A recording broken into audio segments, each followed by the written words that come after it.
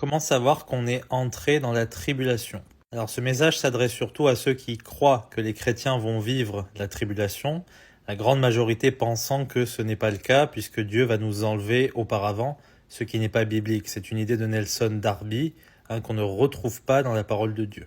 Jésus décrit bien en Matthieu 24 tout un déroulé d'événements qui vont avoir lieu à la fin des temps et que vont vivre non seulement les chrétiens à l'époque où le temple va être détruit, mais surtout lors de l'abomination de la désolation à la fin des temps quand l'Antéchrist rentrera dans le temple à Jérusalem.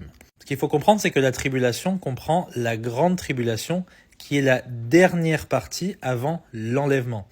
C'est quand Jésus-Christ, il dit « ceux qui persévéreront jusqu'à la fin de quoi ? » La fin de cette grande tribulation, ils seront sauvés.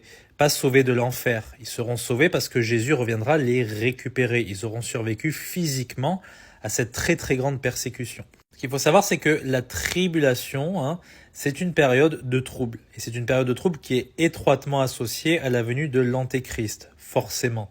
Tu peux pas avoir une tribulation comme ça qui sort de nulle part. Il y en a eu dans l'histoire, mais c'est toujours associé à la fin des temps à l'Antéchrist. Et cet Antéchrist, il va non seulement causer des troubles aux chrétiens, c'est évident si tu lis Apocalypse, mais aussi au monde entier.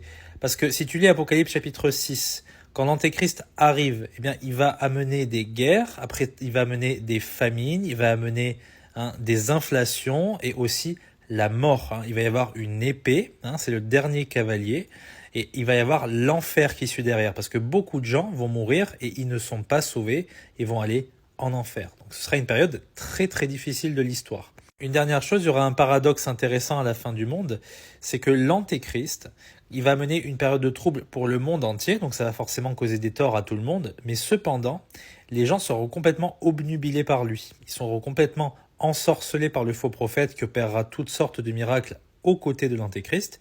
Et paradoxalement, ils vont vouloir prendre la marque de la bête, ils vont vouloir le mettre sur un pédestal, ils vont vouloir que ce soit lui qui règne sur eux, et ainsi de suite, parce qu'ils seront absolument impressionnés par sa puissance. Et ça, c'est complètement débile, ce qui prouve que le monde entier sera trompé. C'est un esprit de désillusion, comme il est écrit en 2 Thessaloniciens. Certainement pas un esprit qui pourra posséder les chrétiens ou influencer les chrétiens.